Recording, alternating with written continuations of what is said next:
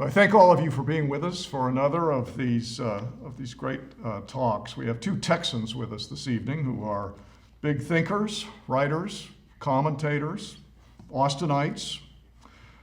Many of you joined me a few months ago for a fascinating conversation with Larry Wright about his novel, The End of October, which turned out to be eerily prescient thriller about a global pandemic.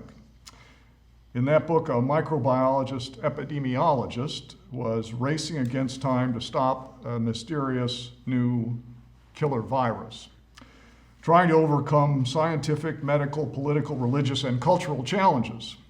Sound familiar? If you want to test whether truth is stranger than fiction, then look no farther than Larry's latest book, Not a Novel, released this month, The Plague Year, America in the Time of COVID.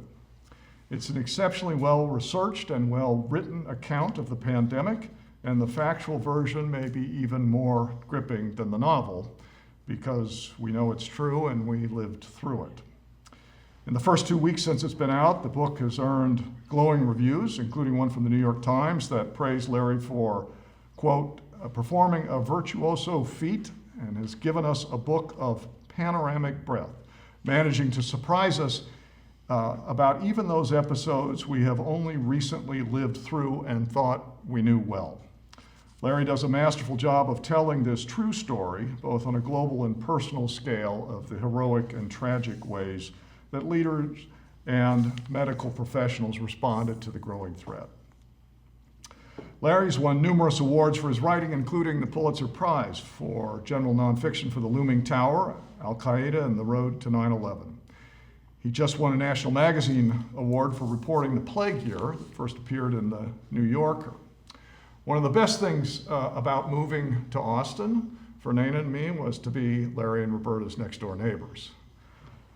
Now, we know how much you enjoyed Larry's previous visit and that you want to know more about his new book, and we're delighted that he came back to see us. And much better than having me interview him again, we managed to persuade your fellow CCEC member, Karl Rove, to lead this conversation.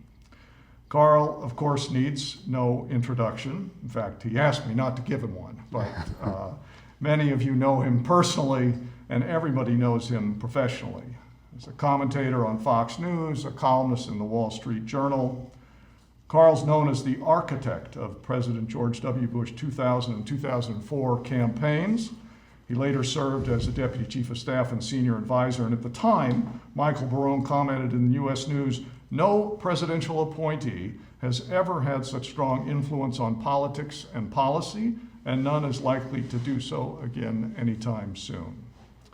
Karl's also an acclaimed author, written 2 books, a memoir, Courage and Consequence, My Life as a Conservative in the Fight, and The Triumph of William McKinley, the history of an election victory that he says still provides political guidance today. I'm particularly fond of that book because of the prominence of all the Nebraskans. So a final note before we get started, relevant to some in our audience, probably many. The Texas Longhorns baseball team are in Omaha, a consequence doubly meaningful to a Texan from Omaha.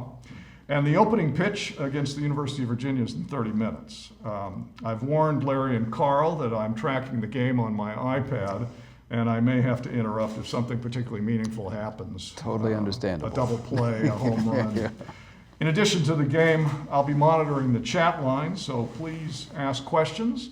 Later in the discussion, I'll ask Larry as many as we have time for, and I hope we have robust audience participation so I don't have to rely completely on Gordon Appleman again. Karl, the floor is yours. Well, thank you, Chancellor. Ladies and gentlemen, welcome to Fiery in Line. I'm William F. Buckley Jr., your host, and tonight we're interviewing Gore Vidal. So, Right. Yeah, it's gonna be a good one. Look, let's just jump right in. Sure. Tell us about the enemy the world's faced over the last year. What exactly is a coronavirus, and what happens if you get infected? You know, one of the things that's so shocking about this whole experience is, to realize how little we know about viruses in general. And a coronavirus was first described in 1968. And yet it's been a part of humankind for as long as there have been humans.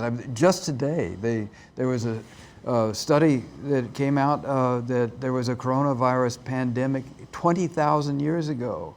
And it was such a tremendous infection that it remained in the genes of the progeny for generations after generations. So coronavirus has been with us.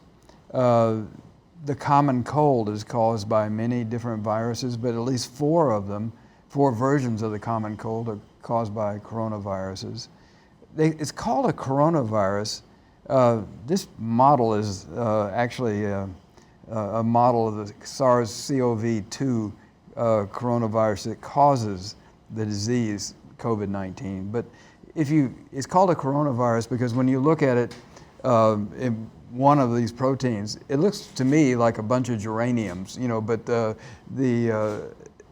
scientist who named it thought it looked like a crown.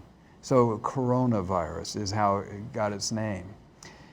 There are many different kinds of them. This one's particularly This troublesome. is a nasty one. When it was first discovered, when at CDC, when they started analyzing it, what was really surprising is that it infects the endothelial cells. This is something that at least the head scientists at CDC hadn't seen before. And what are those kind of cells? They line your blood vessels.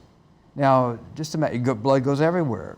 And that's one of the reasons this infection can move from one organ to another and, with a rapacity that's just sometimes quite astonishing. And it infects what are called ACE2 cells that are lined the endothelial cells along the blood. There's also in your organs, in your kidney and your liver, lungs. Heart. Yeah. So it has picked a target in the human body that's abundant, that's all over the place, and that is typically left alone. So one of the reasons we see so many manifestations of this disease is that it invades the body in a new way.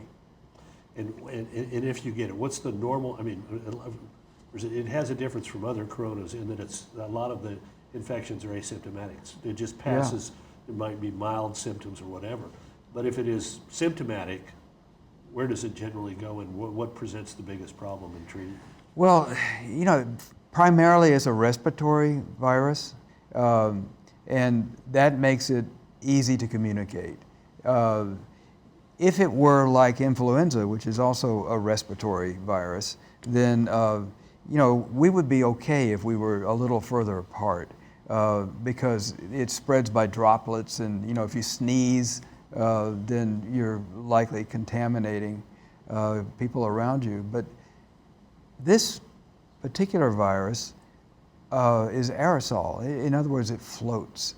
If you can envision the vapor that comes out of your mouth when it's cold, that would be what it would look like. It just, that's one of the reasons cruise ships were so affected. It just got in the air-conditioned system and floated around. And SARS-1, which is also a respiratory, it spread in Hong Kong originally, and it got in toilets. And so we got in the sewer line, and other toilets in the apartment building would turn on the exhaust fan when you get in the shower, and would draw the virus out of the toilet bowl. So that shows you how sneaky these viruses can be. This one's different, though. We've had 2 coronaviruses in recent years. We had the November 2002 SARS in China, which I happened to be at the White House, and we had lovely meetings about that. But and then MERS in Saudi Arabia in 2012. But they were not as easily transmissible. They didn't make the jump from animal to human as easily, and they certainly didn't make the jump from human to human as easily. They tended to be a little bit more, a heck of a lot more lethal in the case of MERS, but they were really hard to get. This one is both easy to get and has lots of complications.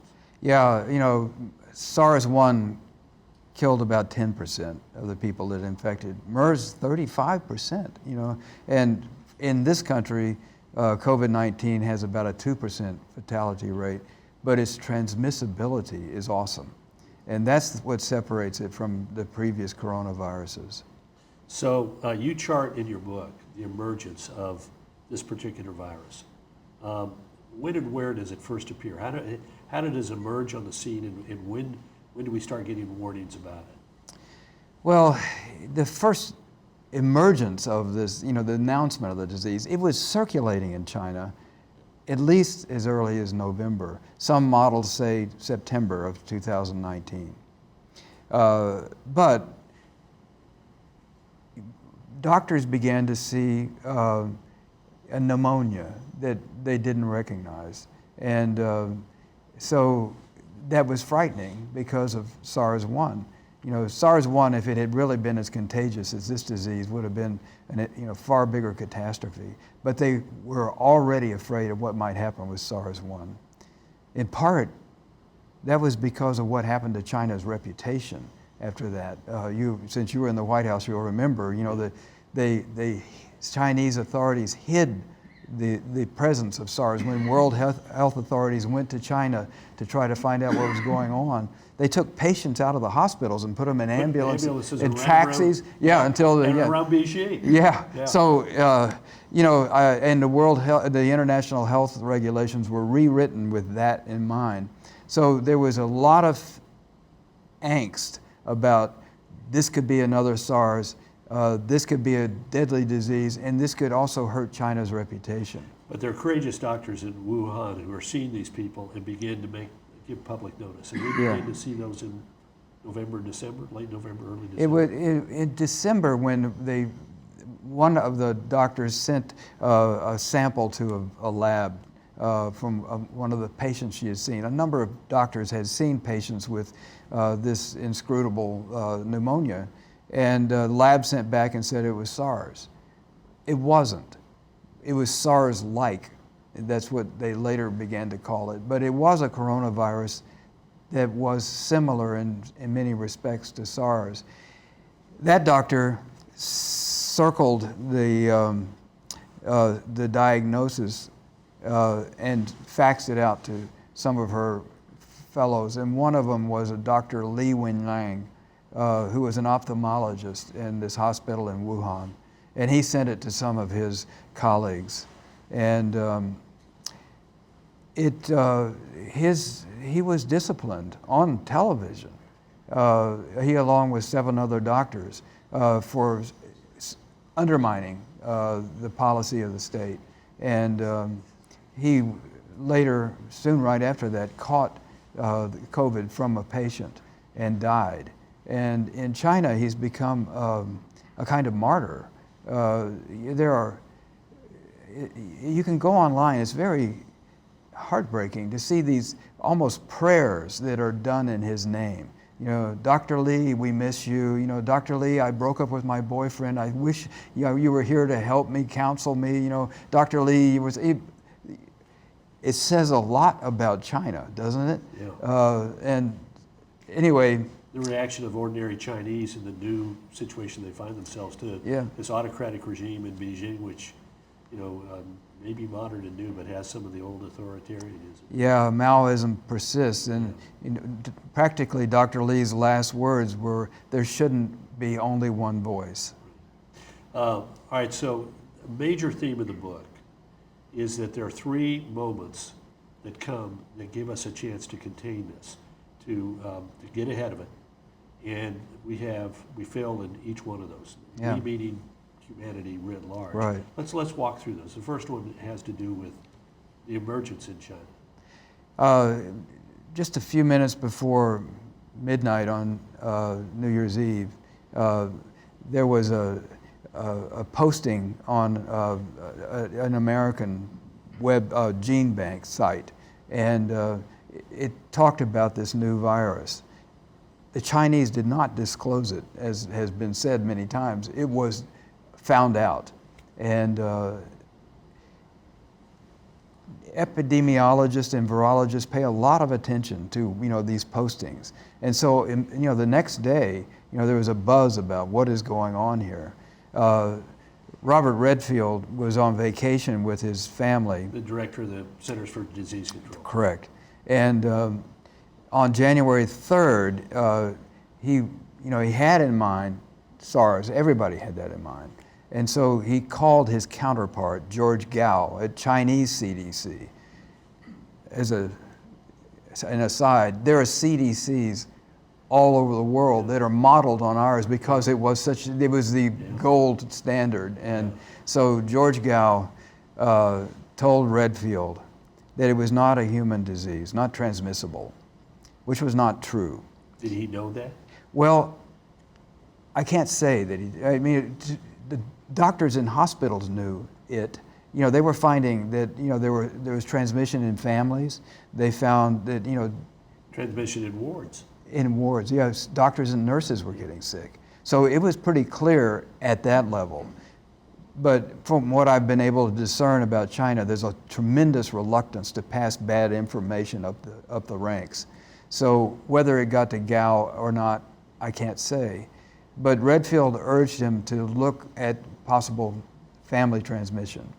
And a couple of days later, they had another call, and Gao burst into tears. And he said, I think we're too late. Meaning he had discovered transmissibility. At this point, but they didn't admit it.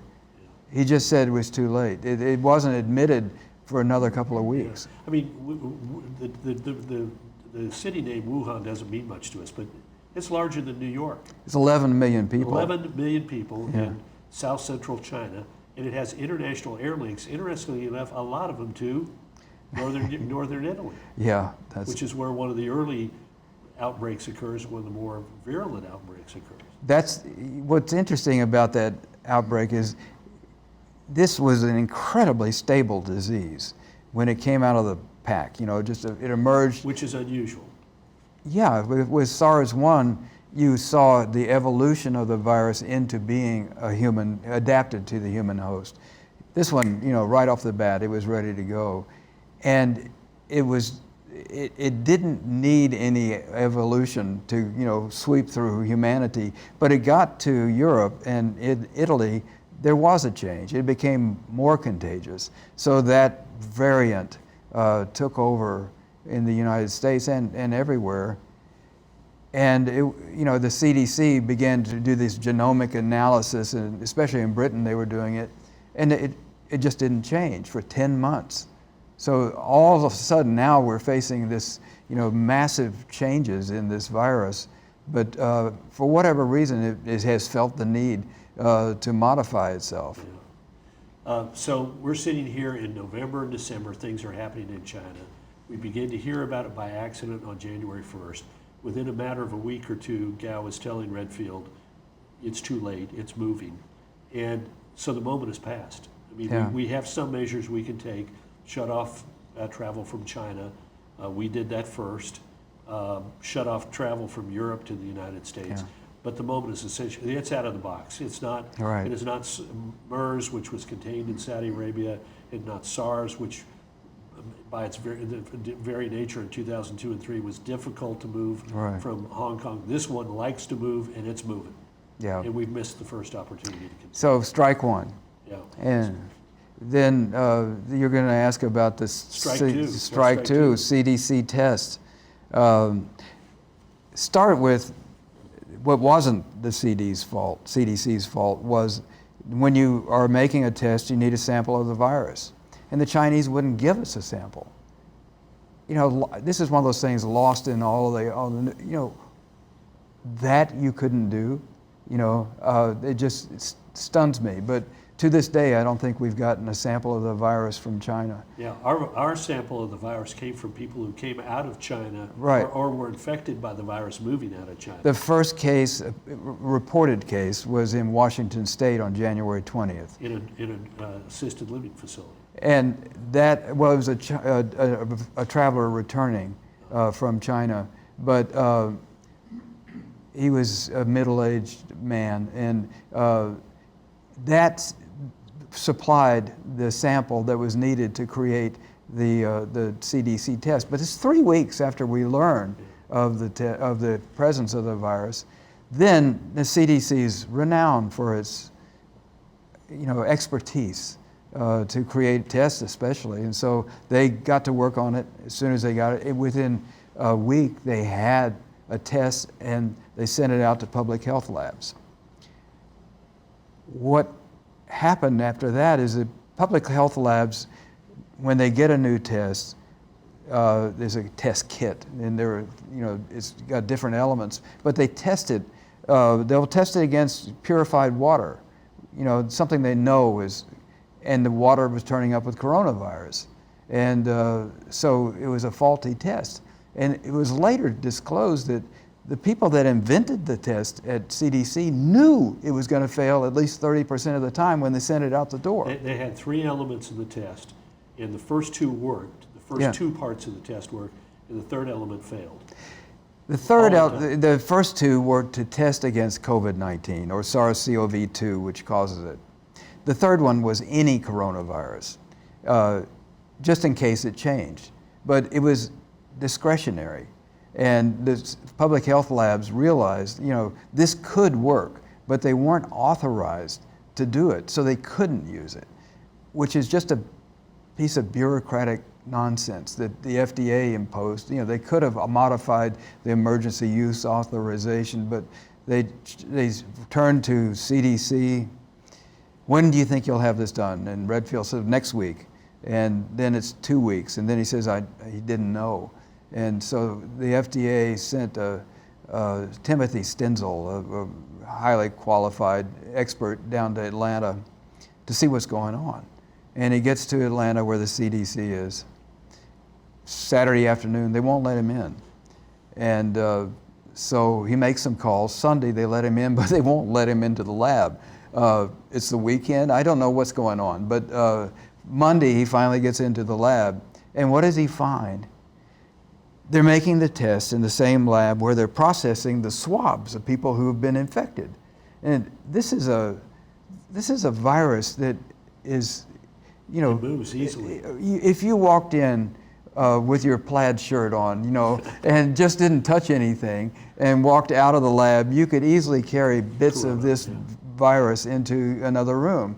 And so the solution was take the test out of the CDC, which they did, and they very quickly had a workable test, but another 3 weeks was lost. So from December 31st, when we first find out, to the end of February, We don't have tests. we're blind. Yeah. And the country's engulfed. Yeah, and Germany, the Germans are making qualified, tests that work. Yeah. And others. And so they're starting Yeah. to test people and find out where it is and beginning to get a handle on it. We're still flying blind for They actually 6 weeks. completed their test the day before the CDC. And it was in 56 countries by the time we finally got a test that worked. Why is testing so important? You don't know where it is. I mean, in order to, if you want to try to stop the spread of a virus, if we're in a room full of people and one of us has the virus and goes home and gets sick, and then they say, where were you last night? Well, we were at the chancellor's house. Who was there? So you test everybody, and you might find that you can contain it to that group of people. And a test is absolutely valuable for that. And isn't a test even more important in the kind of situation we find ourselves?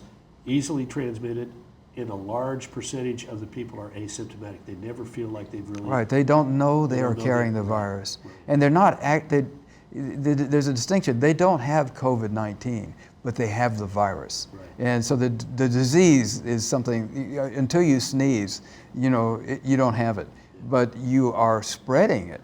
And that's, if we had gone into China with strike one, the Redfield had asked to send a CDC team, and the Chinese authorities wouldn't let that happen.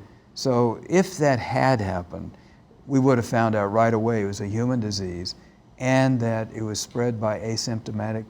This would have changed the rules of the game.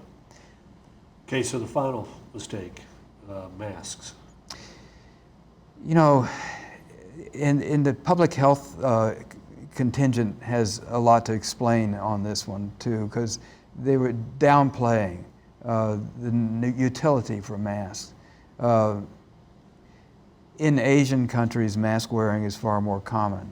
Hong Kong is the densest city in the world, and yet it had very low transmission. Why? Because people wore masks. And it's so frustrating, because at this point, February's passed, March has passed, we're in April. Tens of thousands of people are dying. And you know, what can we do? We still don't have enough tests. How can we contain this? There's only one last thing to do, and that's persuade people to wear a mask. So President Trump was persuaded by the coronavirus task force to stand up and advocate for mask wearing. And this is, or roughly when? This is late March. And he says, my public health people have persuaded me that mask wearing turns out to be a good idea, and you know, they suggest that you should wear it. And I'm not going to wear it, but you know, maybe you want to wear it. It's voluntary. I'm not going to wear it. And so instead of being an advocate, he became a saboteur. And his followers totally rejected the mask wearing, and it made a lot of people uncertain. Yeah, I do think this. I mean, I remember those briefings about SARS in 2002 and 3, and there was a very smart guy in the room, very smart, very able, sort of small, trim, really well-spoken guy, and I walked away. He said, "Look, the biggest challenge we face is the lack of knowledge. We don't know. Right. We don't know how SARS is specifically transmitted. We don't know how easy it is to transmit. We don't know what the infection rates are going to look like. We don't know even the treatments. We will have to find out the right way to treat it."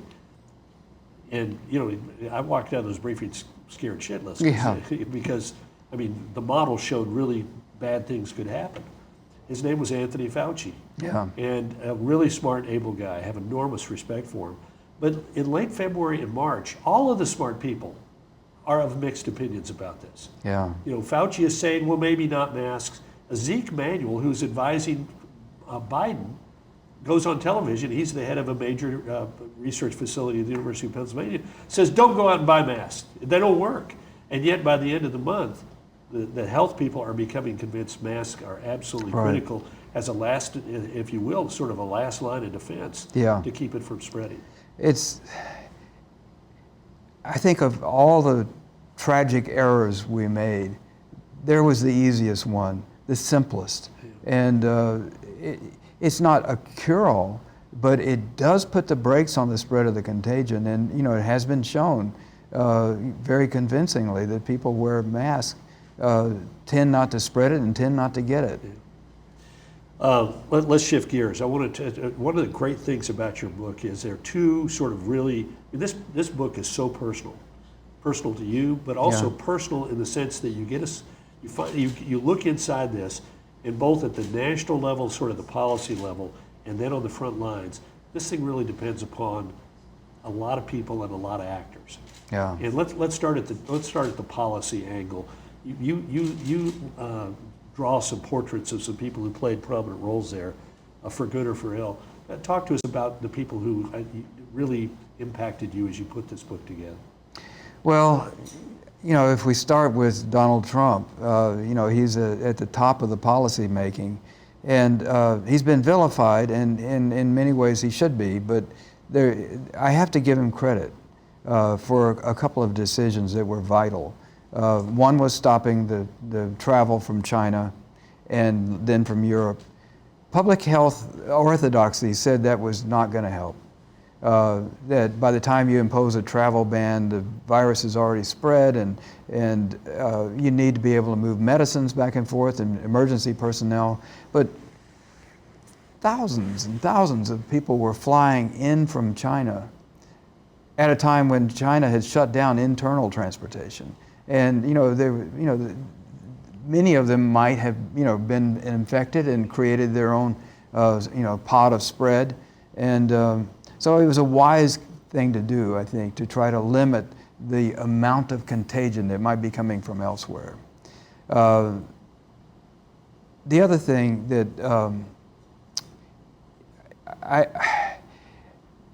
feel like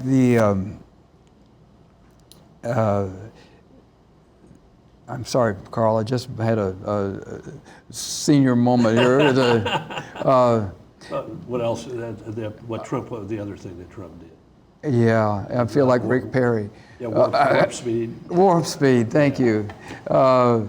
There was a decision made, and Jared Kushner had a lot to do with it in terms of selling it to Trump.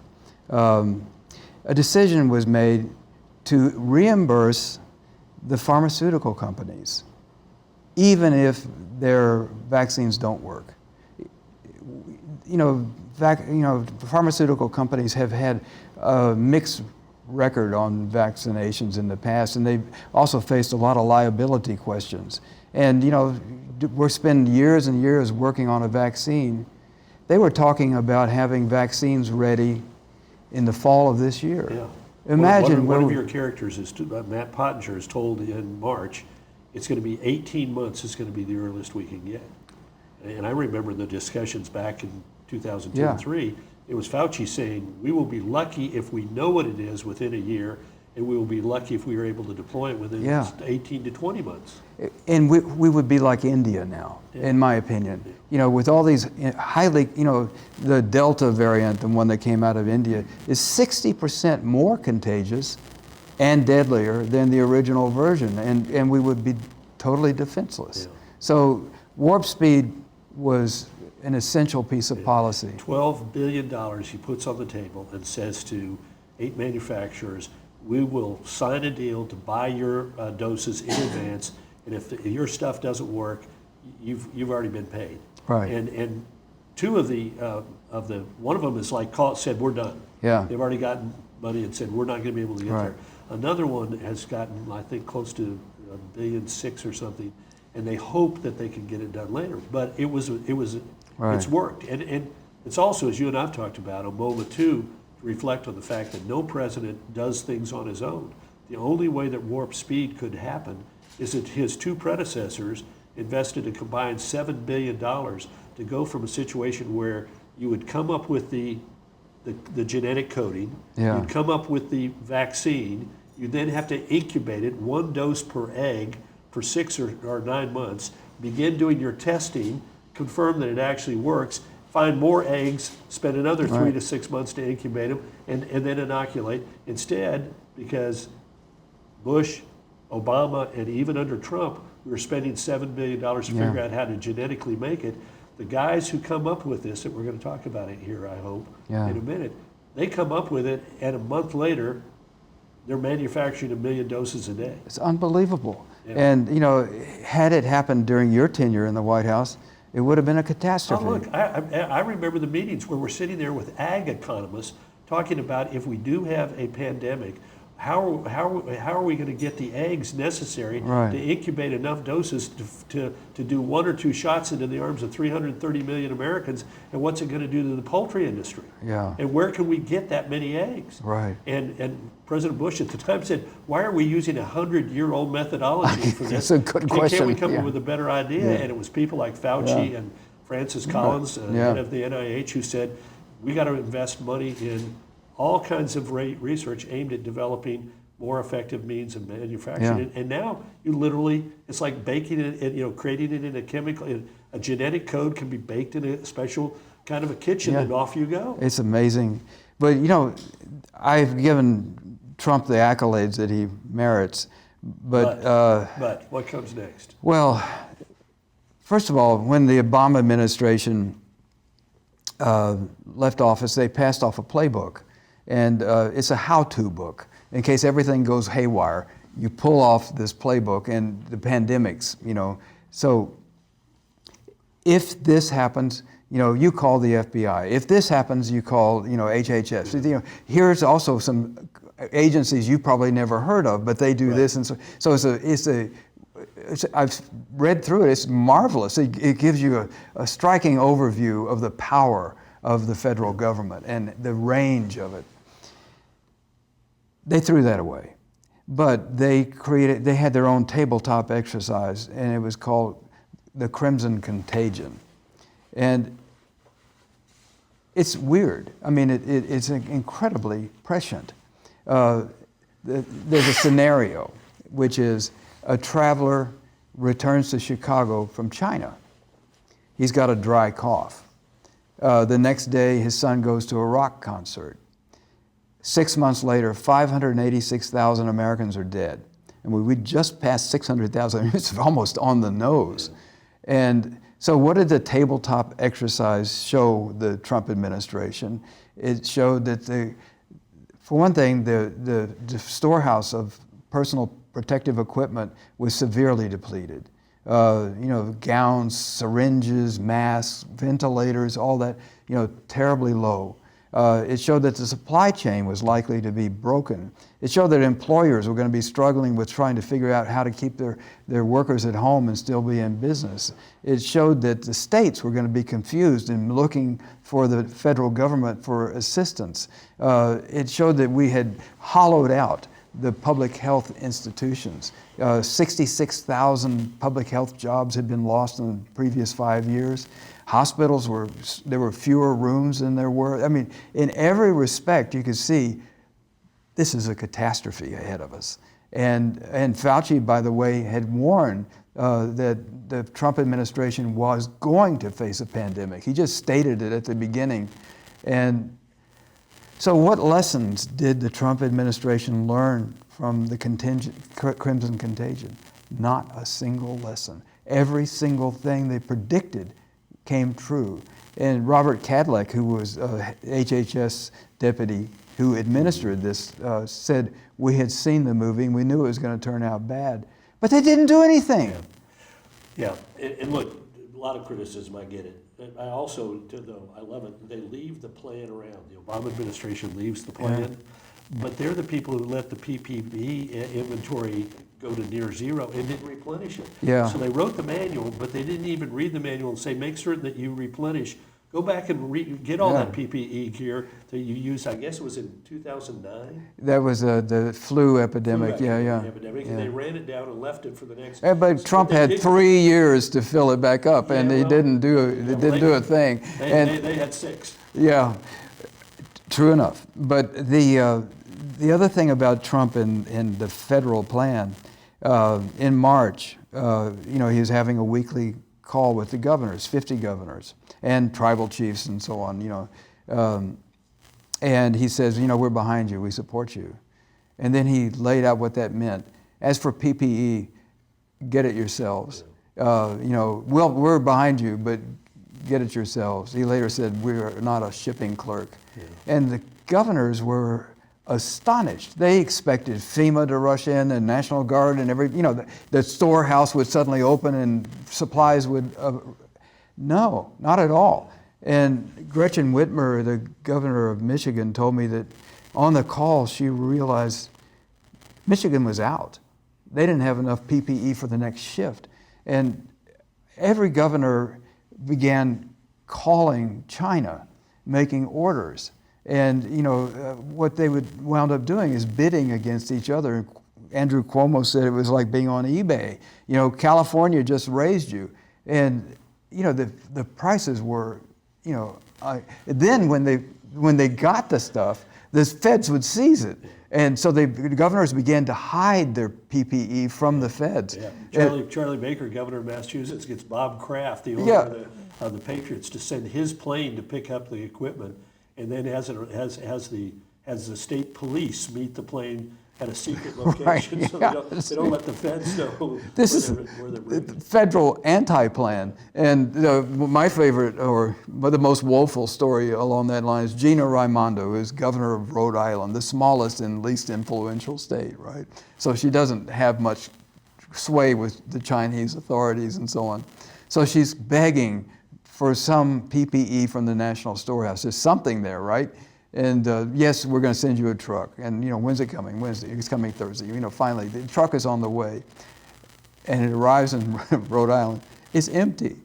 They sent her an empty truck. And that to me was a perfect example of the federal response to Are this. you sure there wasn't hijacked somewhere in New Jersey? If by the feds, they sold their own equipment, By yeah. the other state. No, I can't say for Who sure. else is on your list of winners and losers on the big policy front?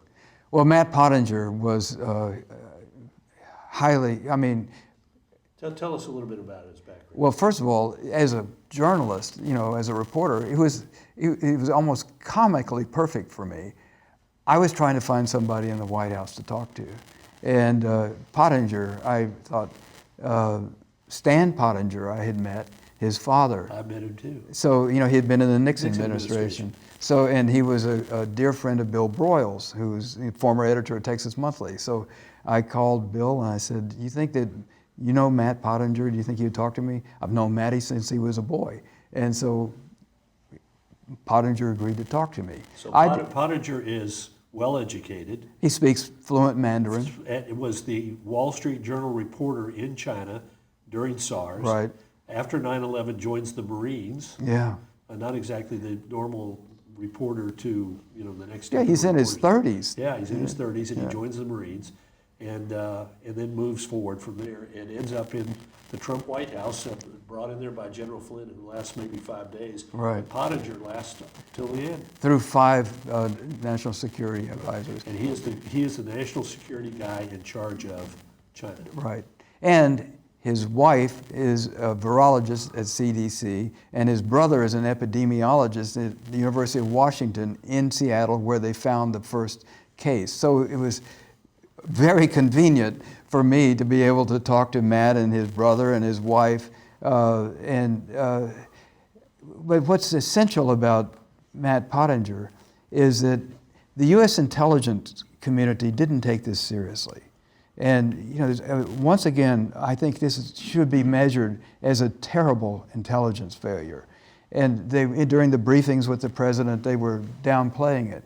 And Matt had been making calls like a reporter, calling his sources in China, what's going on. He found out that it was humanly transmissible before other people in the coronavirus task force knew it. And he was advising the president that we need to cut off travel from China, and he also was the one who persuaded the coronavirus task force to support the mask policy. You got a couple other people in this that are important, and they're nerdnicks hanging out in labs. So talk to us about Graham and McLennan. When I was working on my novel, the end of October, I went and visited with Barney Graham, who is at the National Institute of Allergies and Infectious Diseases, this Dr. Fauci's shop. And I didn't realize he was perhaps the greatest immunologist in the world, but he helped me invent my virus for the novel. And so I knew somebody that I could call. It turns out that Barney Graham is the architect of the vaccine that's in Moderna and Pfizer. And he had been working on developing a vaccine for coronavirus. And he got a young structural biologist from another lab named Jason McClellan, who's now at UT. And the two of these guys invented this vaccine within days, of sequencing it. It was because they had a head start on it, they were ready to go. And using new technology too, and off we go to the races, and they really are the heart of both Moderna and Pfizer. And these vaccines have proved so far to be invulnerable to the variants. It's an amazing accomplishment. Yeah. And who would have thought didn't take 18 months, didn't take 12. When they sequenced it, they got the sequence on January 20th, and by March, shots were going into people's arms in tests. There's another group of people I want to explore, which is the people who are mostly nameless to us, and some of them aren't even people. You're interested in the people on the front lines, and you start with one of the most interesting institutions, Bellevue. Bellevue Hospital is in New York. It's America's first public hospital. It's where the first nursing school was established, the ambulance corps, the first ambulance corps, and it was always, it has a reputation of never turning anybody away. And during the AIDS epidemic, it treated more AIDS patients than any other hospital. So I was interested in its history, but oh my God, I was so impressed by the people I met there, by their knowledge, but also the humanity. Doug Bales and Nate Link are the chief medical officer and chief scientific officer, and Amit Uppal was a doctor in the wards, and telling me about going into these wards that had been ICU units. They were doubled up with patients, and they were all on ventilators, and every one of them was psh, boop, psh, boop, psh, boop, making that noise. And he said you could lose sense of their humanity. So he would stop and read their charts and find out who they were, even though they were totally unresponsive. It really is a remarkable scene. I mean, it's one of the most powerful set of pages in the book. You're a screenwriter, so I'm not certain it's her real name, but where did you meet Ebony Hilton? Oh, Ebony. She's an active tweeter, and I was interested in the disparities in outcomes among minorities, and this turned out to be a very important case in this pandemic. And Ebony turns out to be a great expert on this. She's an anesthesiologist at the University of Virginia Medical School in Charlottesville, and she comes from a little community called Little Africa, just east of Spartanburg, South Carolina. And it's a remarkable community formed by former enslaved peoples, and it's produced doctors and judges and so on. But she has become a real force, and an advocate for minority health. But minorities in this country contracted the disease at a rate 3 times greater than whites, and their fatality rate was far greater. And that was in part because of comorbidities, a lot of diabetes and heart disease. That characterizes all across America, but is concentrated in minority communities. And also, they were the essential workers, so they were more likely to be out and about during the pandemic. Let's turn to the Chancellor. I think he's got some questions from our right. viewing audience. I hate to interrupt. It's a fascinating conversation, but we're going to give a few of our members a chance to ask some questions. There have been a number that have come in. Some are directly to you, Carl, and they don't have anything to do with COVID, but I'm not going to hold those for now. I'll handle those offline. Yeah, we'll take those offline. But the first question I want to ask, because Larry referred to the model on the table, and I think people will be very interested in hearing a little bit about the contributions from Jason McClellan, his lab, and the people at Sure. UT Austin. Well, I'd be happy to talk about that. Jason is a pioneer in a new field called structural biology. It wasn't possible when we didn't have the optical equipment to see what a virus actually was. And it's still a little mysterious to me. He sketched out, he showed me a picture of what they actually see. And to me, it just looked like a bag of Cheetos. But you can infer the structure inside the virus when you see this twists and turns. So this protein, I just took that off the stand, I better be careful. This protein on top has the ability to extend itself. In my book, I call it like an erection. But imagine, Carl, you do that. I'll do that later. You just told that to him so when you finished. It comes in contact with the cell, and it extends itself, and it penetrates the cell, and then the virus begins to replicate, and in the process it destroys the cell. And that's what you feel when you're starting to get sick. When it's in its non-extended state, it's vulnerable. The places where your body's antibodies would attack it are exposed. And so if you were able to keep it from extending, then it would be vulnerable to your antibiotic reaction. That's what they did. They took this portion here, this protein, and they strapped it down by using magic as far as I'm concerned, but they were able to figure out how to keep this thing from enlarging. And in that way, it went into the body. This is the vaccine. It goes into the body, unable to change its form, and the body's immune response attacks it. And so the next time a real virus approaches you, it has already been exposed to this protein, and it knows what to do with it. It saves you time. In other words, your body is ready to go, and that's what a vaccination is supposed to do. And so, just to follow up briefly on this, just because I'm in the business of doing advertisements, so Yeah. Jason's work and his lab's work was critical to the development of the vaccines that you It both talked absolutely about happening was. so rapidly. And, and I'll pile on. I think that Jason and Barney deserve the Nobel Prize.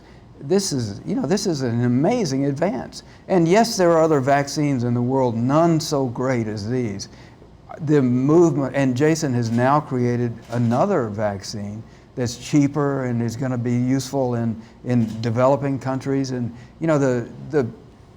this investment that Carl mentioned, that $7 billion, it hasn't finished paying off.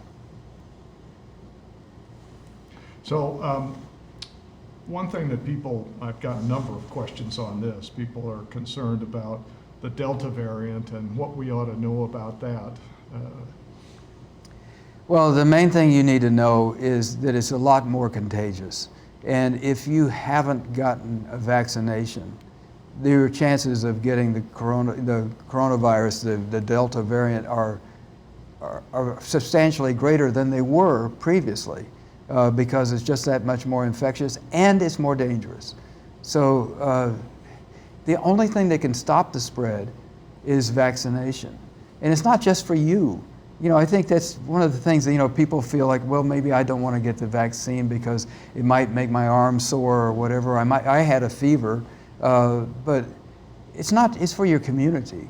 And, this virus will continue to evolve and mutate into who knows how many different forms, some of them perhaps extremely fatal, if we don't stop it through a vaccination, and that's the only way we have to stop it. And the current vaccines have shown themselves to be very, they keep you from getting this at a very high rate. Right. And it's almost 100% certain that if you do get it, you won't be serious. You won't suffer serious. Right. illness. You won't suffer serious illness, and that's if you're making a bet.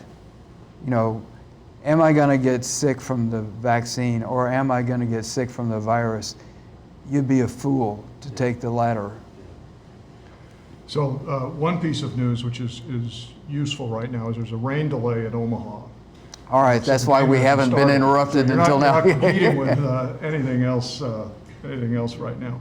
Talk about when you were doing your research. We've talked a little bit about Jason and UTMB and their the Galveston National Lab, Right. BCL4 operation, which looks at these kinds of diseases and viruses all the time. What about the work that they're doing there? Well, a BSL-4 lab is biosafety level 4. It's the highest level, and this is an interesting subject that you touched on because what goes on in a BSL-4 lab? I went to Fort Detrick, which has one of these labs. They have the most dangerous diseases known to humankind there. Everything you ever heard of in some of these labs, smallpox, plague, the direst things are present there. And oftentimes, like in Wuhan, they're in highly concentrated urban environments.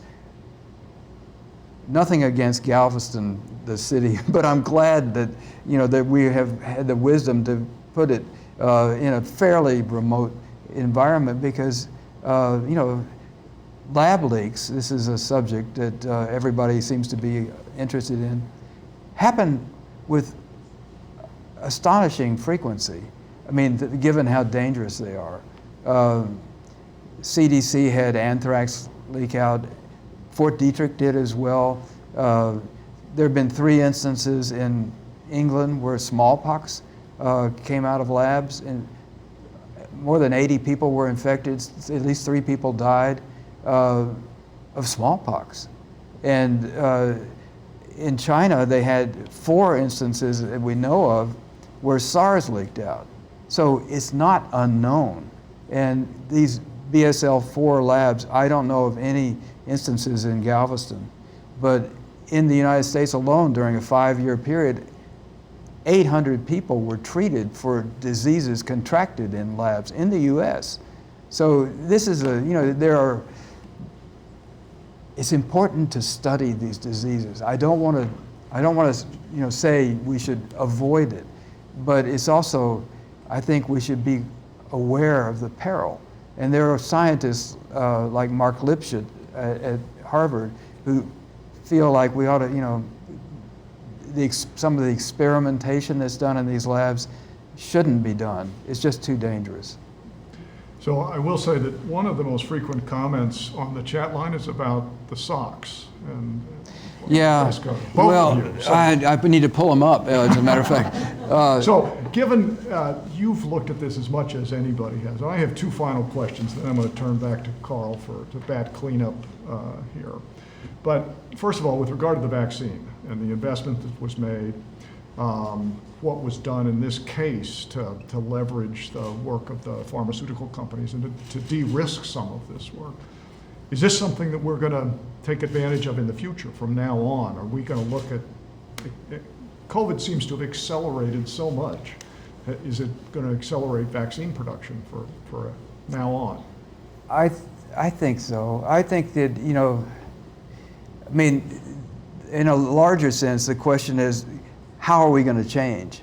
You know, are we going to take science seriously? Are we going to take government seriously? You know, I think that one of the effects of COVID-19 is that there's a reassessment. There's some things only government can do. And, giving the pharmaceutical companies a guarantee is one of those things that government can do. Government could have done a lot better job of getting the vaccine out. And now I think the government is doing a good job. But science has been problematic. It's a discretionary item in the budget. And squeezing out $7 billion in the Bush administration paid up so many dividends. This $12 billion that we paid to reimburse the pharmaceutical companies, it's been mixed success, but they've had great success. But even the mixed success has created new vaccines and new approaches. So it's, there's more on the table than we realize for this. And I think that we're on the verge, because of the mRNA method of delivering the vaccine, I think we're on the verge of universal flu vaccine, for instance. We may get a vaccine, it could be Jason McClellan in the UT labs that creates a universal coronavirus vaccine. So these things were impossible just a couple of years ago, but now I think that we're on the verge of finding a way to advance that kind of science. So the final question from me, when I read the end of October, we were already into the period of COVID. And the account that you gave there about all the challenges that we had to overcome as a society to address it effectively, then we saw play out again during the plague year. Is there any hope that we're in a better position today in the future to deal with all of the cultural, social, religious, political, we spoke about science, but the other challenges that we need to overcome to most effectively address this threat? I think we can look at COVID several ways, and one is as an X-ray. It allows us to see into our society at all the broken places. Before this pandemic hit, there was a global preparedness report ranking all the countries in the world according to their preparedness for a pandemic. Number one was the United States in terms of being the best prepared. Number two was the United Kingdom. And if you had turned those rankings upside down, it might have done a more accurate job, because places like Latvia and Rwanda did far better. So, you know, we now know how broken our country is, how the disunity that has caused us to stumble so badly, the hubris that at CDC, for instance, you know, led them down the wrong path. We now see that thanks to COVID-19, and maybe we'll have the opportunity to change it. And if that's true, then I think that what we can do is see COVID-19 as a gift, because whatever else COVID-19 is a harbinger. New diseases are coming all the time. Just since the turn of this century, we've had SARS and Ebola and West Nile and Zika and bird flu and Nipah, and one after another at a faster pace. And some diseases are more contagious and some are more fatal, but every once in a while you get something that is both. And will we be prepared for it? Well, we wouldn't have been were it not for COVID-19 if we turn out to be ready. Well, on that hopeful note, I'm pitching it back to you, Carl. Let's explore one thing. I'd be interested to get your reaction to. Early on in this whole crisis, there was a theory that COVID-19 was either an accidental leak from Wuhan or was a deliberate release, and that got sort of, you know, dismissed. Both of those notions. But there's a growing belief fostered by the intransigence of the Chinese in being forthcoming, Right. and by additional intelligence reports that are building a case that this might have been an accidental leak from the Wuhan Institute for Virology. But what's your theory on this? Well, there's no evidence for either side. Let's start with that. You know, the original thesis was this is like SARS-1, which came from bats. It could have come directly from bats, or maybe it passed through civet cats, but which are sold in these wet markets in China. And there was one in Guangdong where they found evidence of SARS, and so it seemed to pass into humans from that source. And but then they didn't find any evidence of it in the Wuhan market, and they never found it in the exact disease as they did with SARS in bats. And they haven't found an intermediate animal, like they were thinking pangolins, or, you know, there's no evidence for it, but that's not to say that it's not the case. It's a lot of scientists believe that a natural emergence is by far the most likely probability.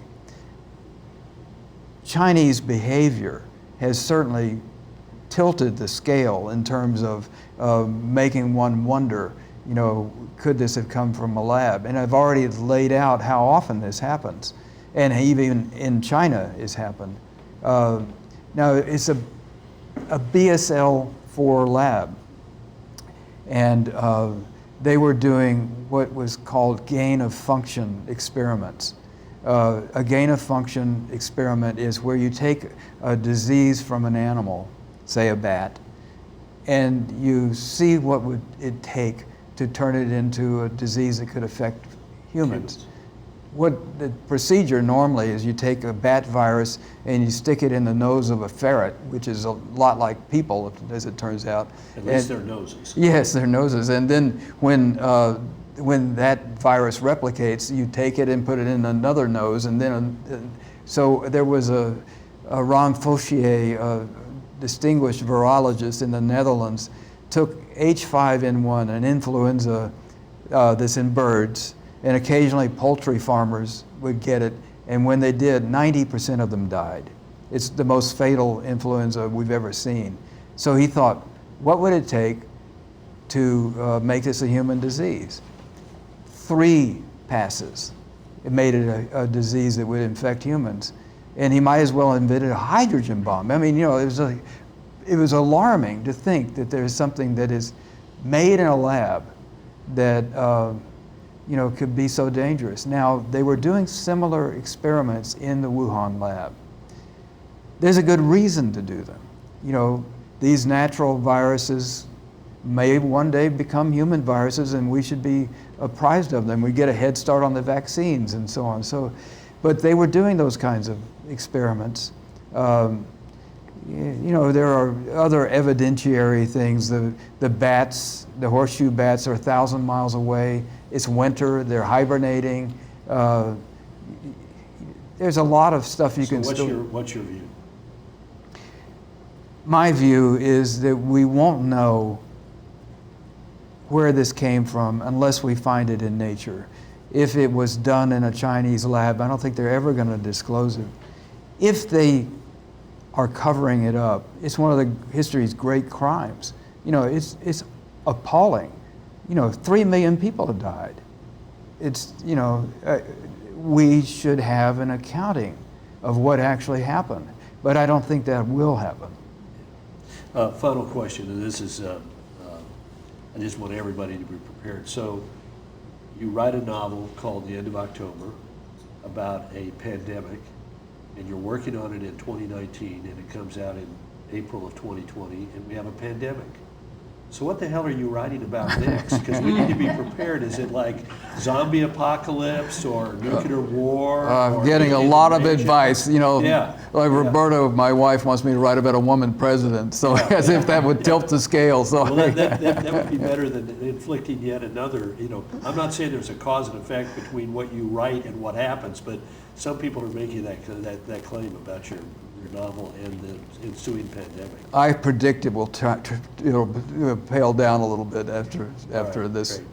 Well, thank you, Larry. It's a great book, a great read. If you don't have it, get it, and just be prepared for A, spending a lot of time with it, because once you start reading it, you can't put it down, and B, you get the crap scared out of it. This was a close call in so many respects. Yes, it was. And it could have been much, much worse. That's the only good thing that can be said about it. Thank you, Carl. Thanks for the book. Thank you, Carl. Thank you, Larry. I know everybody is doing that little hand clappy thing on Zoom right now. Thanks, everybody, for being with us this evening for a fascinating conversation.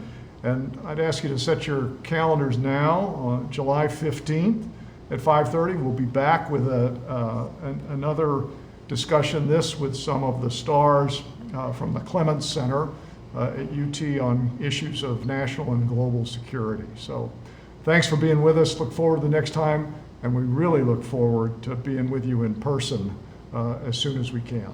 So thank you. Go cheer on the Longhorns.